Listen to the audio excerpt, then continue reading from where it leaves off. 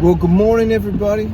Man, it's a rainy, snowy Wednesday morning, the eve of Thanksgiving, and I can't think of a better way to spend this wet drive to work than with you guys. So, happy Wednesday, happy Thanksgiving Eve. I was thinking a lot last night about the whole synthesizer community and what's going on, and thinking about what I like to call the SynthWars, because I kind of like all the drama in the synth community. It's a little bit weird, maybe it's like a guilty pleasure of mine, but I like following along what's happening with the music industry, the Moog, Korg, Behringer, Arturia. I like following along all of it. I like learning when they're releasing new products. I like speculating what's coming. I like seeing how some companies are kind of not really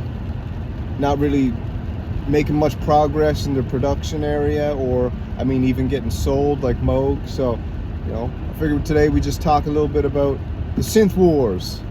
And I figured what, Behringer versus Moog versus Korg is a good setup for the first rendition of the synth wars, since like those three companies to me have been the ones who are releasing the most products these days, you know. And I guess Behringer's at top of the list with product releases, but are they at top of the list with sound?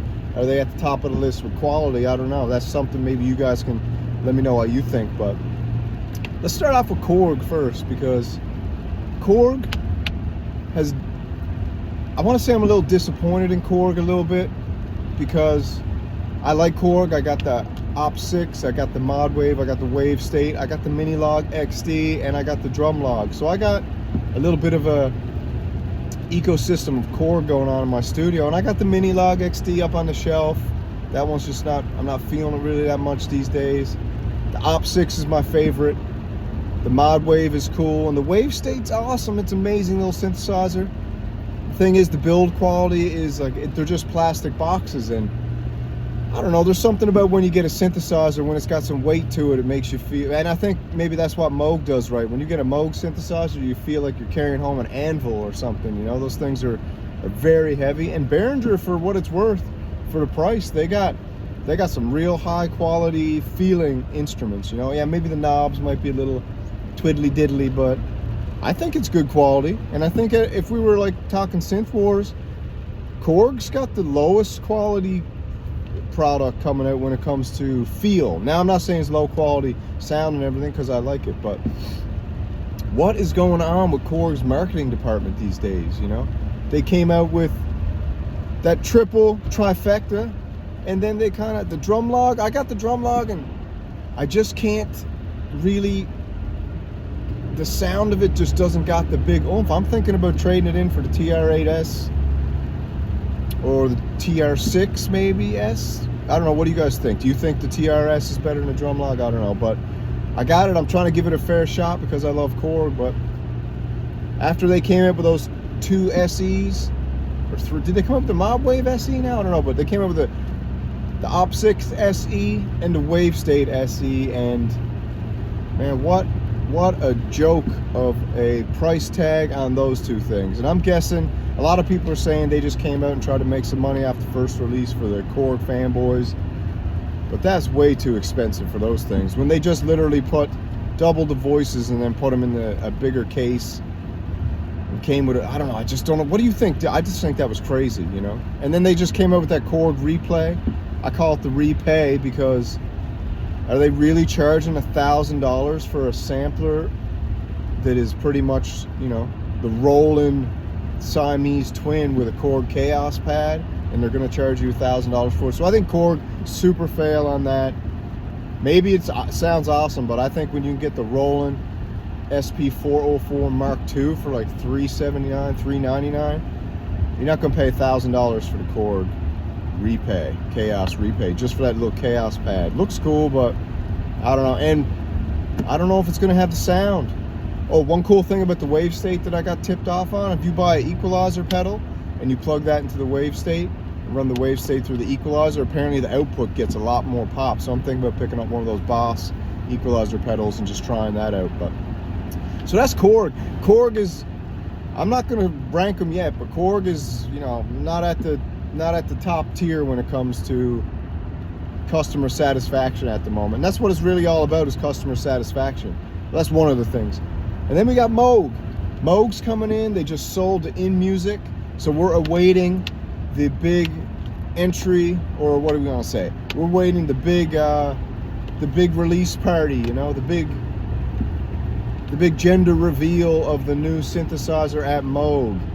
Is it, from what I've heard, and I got some sources at Moog, it's an 8-voice polyphonic synthesizer that's going to be almost like a chopped down Moog 1. So if anybody's excited about a new Moog synthesizer, apparently one's coming between now and January. So, and rumors are, if you go check the trademarks of what they've trademarked in the last while, couple years, they got 2 specific names they trademarked. One is the Moog Labyrinth, which I think is going to be a patchable semi-modular synthesizer.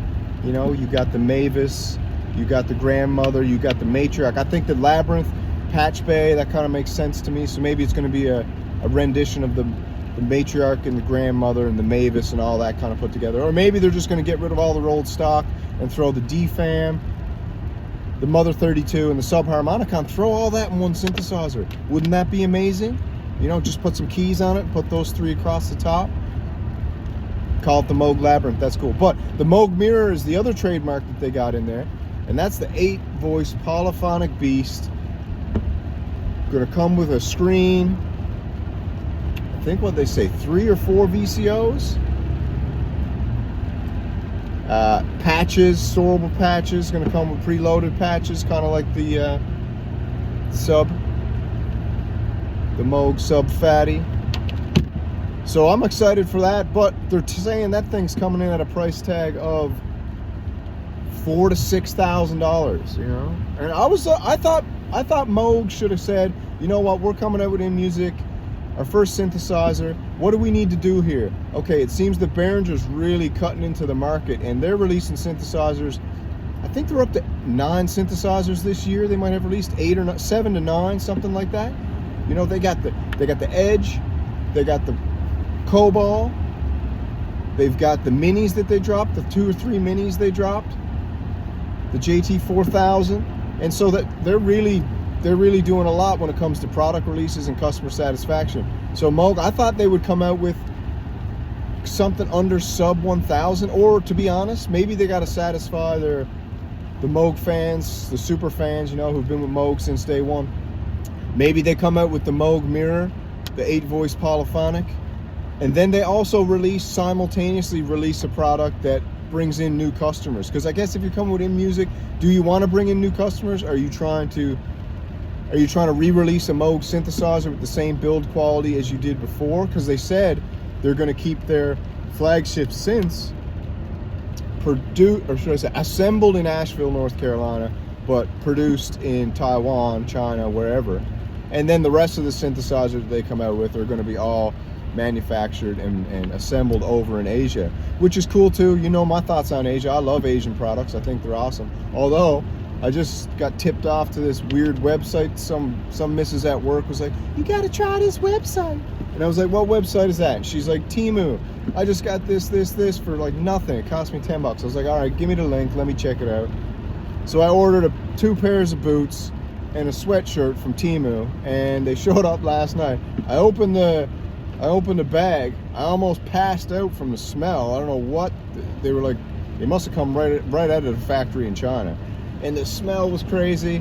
They looked nothing like what I ordered, and they were complete garbage. So what did I do? Wrapped it back up, told the missus to head to the post office tomorrow, mail that crap back and get a refund so I can put it towards a synthesizer or something. So sometimes Chinese stuff isn't made that well, you know, but sometimes it is, you know. I know Korean stuff is made very well, and I know Taiwanese makes all the super conductors, chips and everything for the whole world, which is why it's so crazy. But yeah, so that's Moog. Moog's got a big chance here to gain a lot of new customers and to satisfy the people who are not impressed with them selling out and doing wrong by their employees, apparently. But we'll see what happens with them. And then we go to Behringer. Behringer's having an insane year. 8 products released. They just dropped the UBXA keyboard. Still ain't in the shop, so did they fool us? I don't know, Behringer. You know I love you, but man, did you just put out that video just to keep us satiated, man? I can't really tell, because everybody's checking the Thomann, Sweetwater, Andertons, Perfect Circuit, and you're not anywhere. Nobody can find a pre-order. So I don't know, is tomorrow Black Friday? Are you gonna magically release a Black Friday thing tomorrow? I don't know. I think you should have hit the Christmas rush at least, but you know, everyone's been waiting for that product forever. You're still gonna sell a bunch of them, but a lot of people waiting for the desktop. So Behringer's had a crazy year. What do you guys think? Who do you think's winning the synth wars? I mean, I think Behringer's winning the synth wars at the moment. I think with their new polyphonic aftertouch technology, which I'm guessing that they licensed from ASM Hydrasynth Sound Machine Company, it's going to be really tough if that comes out and makes the sound that they say it's going to make with the polyphonic aftertouch, the multi-timbrality, 16 voices. It's going to be really hard to buy. They can biphase it, apparently. You can stereo field the two layers, which is crazy. It's going to be hard. $1,500. I don't think there's a synthesizer that can beat that. That's analog if you want that sweet analog sound. The Hydrasynth Deluxe, I think, beats it. I own that. I think that's amazing. I got a crazy deal on it. I couldn't pass it up. So the poor man had to step up and go in and sell a few things out of the old closet, sell a couple of the missus's products, and pick up the Hydrasynth. You know, she was okay with that because she knows the Synth Samurai needs to surf the sound waves, right? So that's what I think. If I was to rank them in order, I'd go Behringer, Moog, and Korg, just because Korg has been such a disappointment this year with their releases. I feel like they're getting ready to sell. I think Korg's going to sell. I think they're just offloading everything they can now, and they're going to sell.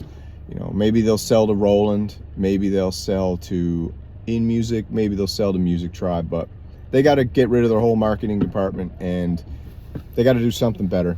But anyways, that's that synth card today. Like you said, it's a rainy day. We don't get that sunshine today. I hope you guys have a happy Thanksgiving. Again, it was wonderful having a chat to you this morning. It's an absolute pleasure and an honor to be able to talk about this stuff with you guys. Let me know what you guys think in the comments. If you're into getting a t-shirt, check out my t-shirt shop. I got some cool t-shirts in there. Gonna make a few more over the weekend. And yeah, happy Thanksgiving, happy Turkey Day. Enjoy yourselves. For all the vegans out there, enjoy your what do you eat on Thanksgiving? Vegans, enjoy your potatoes and carrots and turnip. All right, that's that synth car, baby. Woo!